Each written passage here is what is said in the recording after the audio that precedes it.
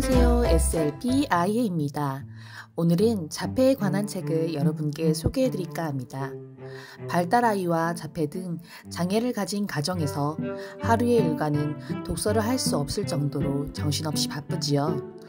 그렇지만 조금씩 짬을 내서 읽는 책이 우리 아이와 형제 그리고 가족 전체를 위한 조율과 공감, 행복에 도움이 되길 바라면서 아이가 직접 읽고 추천해드립니다. 이런 말이 있지요.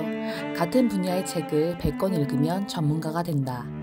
발아가 되지 않은 우리 아이의 마음, 그리고 아이에게 좋은 것과 아이에게 필요한 것은 무엇인지, 우리 아이가 왜 어떠한 행동을 하는지 가족들과 소통할 수 있도록 도움을 줍니다.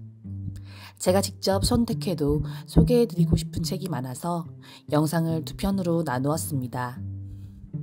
저는 자폐 관련 서책을 크게 세 종류로 분류해 보았습니다.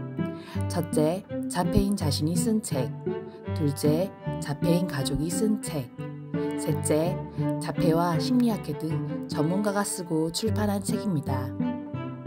물론 제가 주관적인 눈으로 보고 읽고 느낀 점을 서술하는 부분이라 다르게 느끼는 부분도 있겠지만 다양한 정보성을 고려하여 순서를 정하였습니다. 오늘 소개할 책은 1. 자폐인이 서술한 템플 그랜딘의 어느 자폐인 이야기. 2. 과잉행동장애 아들의 엄마인 앨런 노트봄의 자폐 어린이가 꼭 알려주고 싶은 10가지. 3. 자폐인 가족이자 형인 칼 타로 그린펠드가 저술한 혼자 있는 아이. 4. 자폐인 가족이자 엄마인 유현경 님이 저술한 자폐아는 특별한 재능이 있다. 마지막으로 5. 자폐인 아들을 가진 엄마 줄리아 무어가 저술한 자폐 아동과 함께 놀이하며 배우기입니다. 어느 자폐인 이야기. 동물학자이자 대학 교수인 템플 그랜딘은 자폐 스펙트럼을 딛고 일어난 사람입니다. 본인의 약한 부분과 강한 부분을 조절하고 견뎌내고 이겨낸 사람이기도 합니다. 책에서 자신이 감당할 수 없었던 외부로부터의 자극을 그녀만의 방법인 앞바퀴를 이용해 조절하는 방법을 발견해냈습니다. 또 그것을 동물들에게 적용하여 도살장의 소들이 불안감에 떨지 않으며 최후를 맞이할 수 있도록 기구를 개발하였습니다. 저자의 다른 책 나는 그림으로 생각한다 또한 자폐 아동에게 많은 도움이 됩니다. 저자는 자동문을 보고 단두대 같아 라고 생각합니다. 각 문이 열리고 닫히는 과정이 시각적으로 처리되지 않음을 보여주는 일화입니다.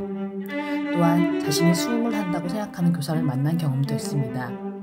이론적으로 자폐에 대해 설명해주는 부분보다 일상을 바라보는 자신의 시각과 주관적인 의견이 많이 있어서 자폐인의 눈으로 세상을 바라보며 공감하는 데 도움이 되는 책입니다.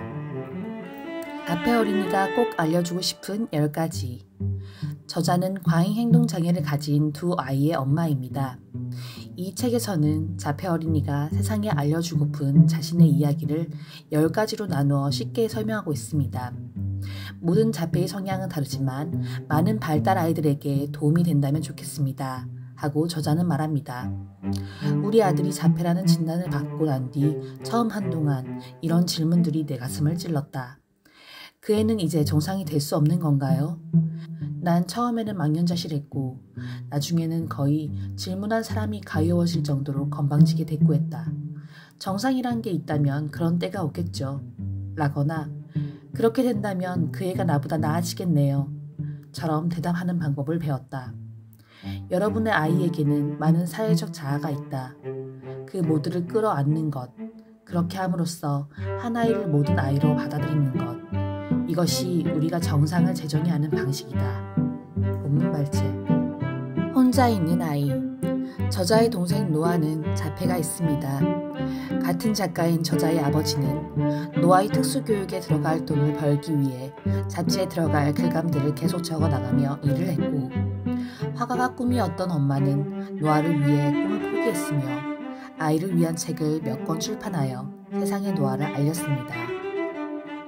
노아에게 쏠려있는 관심과 사랑에 항상 열등감이 가득했던 저자는 우울증이 있었습니다. 6년 중 단 한순간도 행복하다 생각하는 자신을 발견하지 못했습니다. 항상 실실 웃고 별 고민 없어 보이는 동생이 부럽다고 생각한 적도 있었습니다. 하지만 그는 오랫동안 중독되었던 마약을 끊고 부모님을 따라 글을 쓰기 시작하였으며 이 책이 바로 그 책입니다. 1. 발달아이를 가진 가정은 경제적 요건이 필수이다. 2.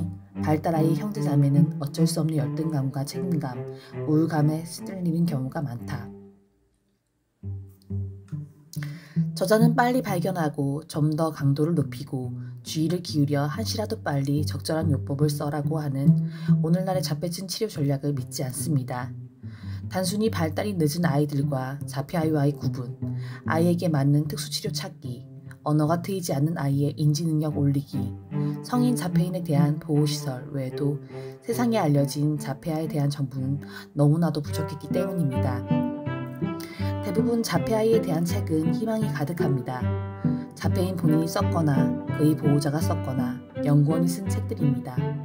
하지만 성인이 되어서도 인지적, 언어적 학습이 이루어지지 않은 자폐아이에 대한 책은 많이 없습니다. 혼자 있는 아이는 아이의 변화, 그에 도움이 되었던 어떤 요소들, 그로 인한 아이의 생활 변화 등 이렇게 성인 자폐까지 걱정하게 하는 정말 현실적인 책이라 생각합니다. 저는 언어치료센터에서 근무하며 아이에 대한 단기와 장기 계획, 미래의 계획을 그려보라 부모님께 말합니다. 우리는 기록을 남길 수 있기에 과거의 어떤 사건들을 반성하며 고쳐나가며 발전할 수 있습니다. 당장 오늘의 변화도 중요하지만 성인이 될 자폐아이의 미래를 미리 꿈꾸어 보며 아이에게 맞는 자리를 찾아주는 것도 좋은 방법이라 생각합니다. 자폐아는 특별한 재능이 있다. 이 책의 저자는 자폐아 아들을 둔 어머니입니다. 저자는 아이의 행동과 감정을 조절해 나가며 지속적인 운동과 글쓰기, 다양한 언어를 단호하게 가르쳐 줌으로써 아이가 굉장한 변화와 성장을 할 수 있었습니다. 물론 많은 시련이 올 때 아이가 좋아하는 것보다 아이에게 좋은 것을 생각하며 마음을 다잡았고 아이가 힘들 때마다 함께 힘들고 다독이며 가슴속으로 많은 눈물을 삼켜야 했습니다. 저자는 강한 어머니였습니다.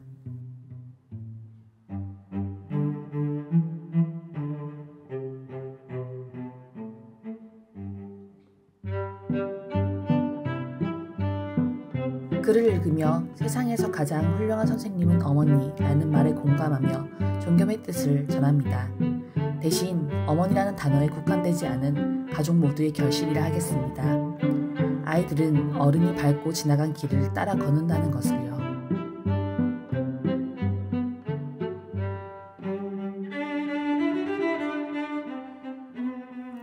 자폐아동과 함께 놀이하며 배우기.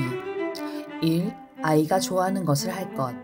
2. 좋아하는 놀이에 상대방과의 상호작용, 규칙을 포함시킬 것. 3. 놀이 속에 학습과 아이가 시도하지 않았던 새로운 놀잇감 포함시킬 것. 4. 어려운 놀이에 대한 보상. 즐거운 놀이는 다른 학습에 대한 보상으로 할 것. 5. 상징 놀이를 통하여 다른 아이들과의 사회성, 교감 능력을 포함시킬 것. 6. 놀이는 시간을 정해두고 할 것. 비장애인 아이들과 어른이 함께 놀이를 하는 것도 쉽지 않지만 장애를 가진 쌍방의 의사소통이 어려운 아이와 놀이를 하는 것은 더 어렵습니다.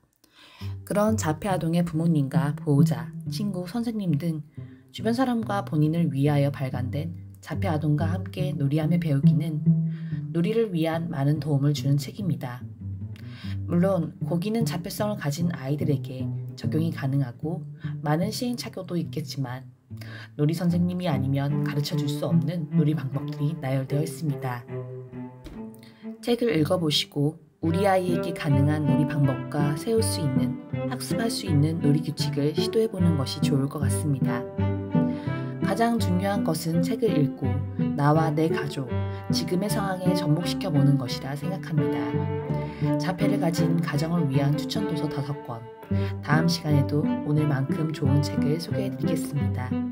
오늘도 아이였습니다.